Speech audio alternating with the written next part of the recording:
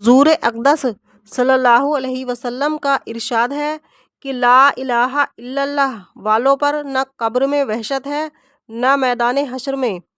اس وقت گویا وہ منظر میرے سامنے ہے کہ جب وہ اپنے سروں سے مٹی جھاڑتے ہوئے قبروں سے اٹھیں گے اور کہیں گے کہ تمام تعریف اس اللہ کے لیے ہے جس نے ہم سے ہمیشہ کے لیے رنج و غم دور کر دیا۔ لا الہ الا اللہ والوں پر نہ موت کے وقت وحشت ہوگی نہ قبر میں۔ ایک مرتبہ جبرائیل علیہ السلام حضور اقدس صلی اللہ علیہ وسلم کے پاس تشریف لائے۔ حضور صلی اللہ علیہ وسلم نہایت غمگین تھے۔ حضرت جبرائیل علیہ السلام نے عرض کیا کہ اللہ جل شانہ نے آپ کو سلام فرمایا ہے اور ارشاد فرمایا کہ آپ کو رنجیدہ اور غمگین دیکھ رہا ہوں، یہ کیا بات ہے؟ حالانکہ حق تعالیٰ شانہ دلوں کے بھید جاننے والے ہیں، لیکن اکرام و اعزاز اور اظہار شرافت کے واسطے اس قسم کے سوال کرائے جاتے تھے۔ حضور صلی اللہ علیہ وسلم نے ارشاد فرمایا کہ جبرائیل علیہ السلام مجھے اپنی امت کا فکر بہت بڑھ رہا ہے کہ قیامت میں ان کا کیا حال ہوگا۔ جبرائیل علیہ السلام نے دریافت فرمایا کہ کفار کے بارے میں یا مسلمانوں کے بارے میں؟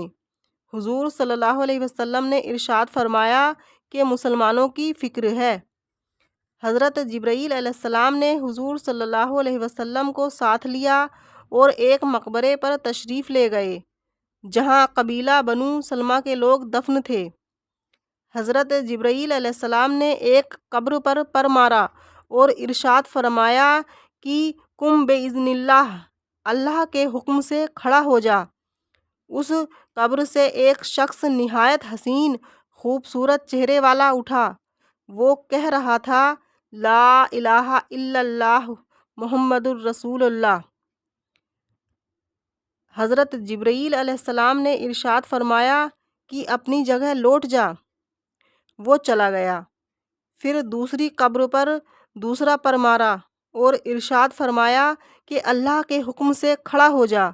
اس میں سے ایک شخص نہایت بدصورت، کالا منہ، قیری آنکھوں والا کھڑا ہوا۔ وہ کہہ رہا تھا ہائے افسوس، ہائے شرمندگی، ہائے مصیبت۔ پھر جبرائیل علیہ السلام نے فرمایا اپنی جگہ لوٹ جا۔ اس کے بعد حضور اقدس صلی اللہ علیہ وسلم نے عرض کیا کہ جس حالت پر یہ لوگ مرتے ہیں اسی حالت پر اٹھیں گے۔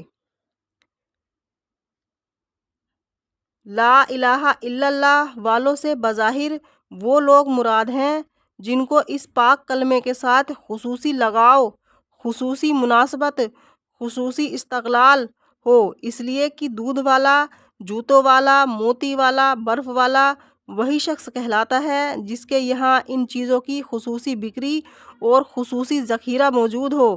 اس لیے لا الہ الا اللہ والوں کے ساتھ اس معاملے میں کوئی اشکال نہیں۔ قرآن پاک میں سورہ فاطر میں اس امت کے 3 طبقے بیان فرمائے ہیں۔ ایک طبقہ سابق بالخیرات کا بیان فرمایا کہ وہ بے حساب جنت میں داخل ہوں گے۔ ایک حدیث میں وارد ہے کہ جو شخص 100 مرتبہ لا الہ الا اللہ پڑھا کرے اس کو حق تعالیٰ شانہ قیامت کے دن ایسی حالت میں اٹھائیں گے کہ 14ویں رات کے چاند کی طرح ان کا چہرہ روشن ہوگا۔ حضرت ابو درداء رضی اللہ فرماتے ہیں کہ جن لوگوں کی زبانیں اللہ کے ذکر سے تر و تازہ رہتی ہیں وہ جنت میں ہنستے ہوئے داخل ہوں گے۔ حضور اقدس صلی اللہ علیہ وسلم کا ارشاد ہے کہ حق تعالیٰ شانہ قیامت کے دن میری امت میں سے ایک شخص کو منتخب فرما کر تمام دنیا کے سامنے بلائیں گے اور اس کے سامنے 99 دفتر اعمال کے کھولے جائیں گے۔ ہر دفتر اتنا بڑا ہوگا کہ منتہائے نظر تک، یعنی جہاں تک نگاہ جا سکے وہاں تک پھیلا ہوا ہوگا۔ اس کے بعد اس سے سوال کیا جائے گا کہ ان اعمال ناموں میں سے تو کس چیز کا انکار کرتا ہے؟ کیا میرے ان فرشتوں نے جو اعمال نامے لکھنے پر متعین تھے تجھ پر کچھ ظلم کیا ہے کہ کوئی گناہ بغیر کیے ہوئے لکھ لیا ہو، یا کرنے سے زیادہ لکھ دیا ہو؟ وہ عرض کرے گا نہیں، نہ انکار کی گنجائش ہے، نہ فرشتوں نے ظلم کیا۔ پھر ارشاد ہوگا کہ تیرے پاس ان بدعمالیوں کا کوئی عذر ہے؟ وہ عرض کرے گا کوئی عذر بھی نہیں ہے۔ ارشاد ہوگا اچھا، تیری ایک نیکی ہمارے پاس ہے، آج تجھ پر کوئی ظلم نہیں ہے۔ پھر ایک کاغذ کا پرزہ نکالا جائے گا جس میں اشہد ان لا الہ الا اللہ واشہد ان محمد عبدہ ورسولہ لکھا ہوا ہوگا۔ ارشاد ہوگا کہ جا اس کو تلوا لے۔ وہ عرض کرے گا کہ اتنے دفتروں کے مقابلے میں یہ پرزہ کیا کام دے گا؟ ارشاد ہوگا کہ آج تجھ پر ظلم نہیں ہوگا۔ پھر ان سب دفتروں کو ایک پلڑے میں رکھ دیا جائے گا اور دوسری جانب وہ پرزہ ہوگا، تو دفتروں والا پلڑا اڑنے لگے گا اس پرزے کے وزن کے مقابلے میں۔ بس بات یہ ہے کہ اللہ کے نام سے کوئی چیز وزنی نہیں۔ یہ اخلاص ہی کی برکت ہے کہ ایک مرتبہ کلمہ طیبہ اخلاص کے ساتھ کا پڑھا ہوا ان سب دفتروں پر غالب آ گیا۔ اس لیے ضروری ہے کہ آدمی کسی مسلمان کو بھی حقیر نہ سمجھے اور اپنے کو اس سے افضل نہ سمجھے۔ کیا معلوم کہ اس کا کون سا عمل اللہ کے یہاں مقبول ہو جائے جو اس کی نجات کے لیے کافی ہو جائے، اور اپنا حال معلوم نہیں کہ کوئی عمل قابل قبول ہوگا یا نہیں۔ بنی اسرائیل میں دو آدمی تھے، ایک عابد تھا یعنی عبادت کرنے والا، دوسرا گنہگار۔ وہ عابد اس گنہگار کو ہمیشہ ٹوکا کرتا تھا، وہ کہہ دیتا کہ مجھے میرے خدا پر چھوڑو۔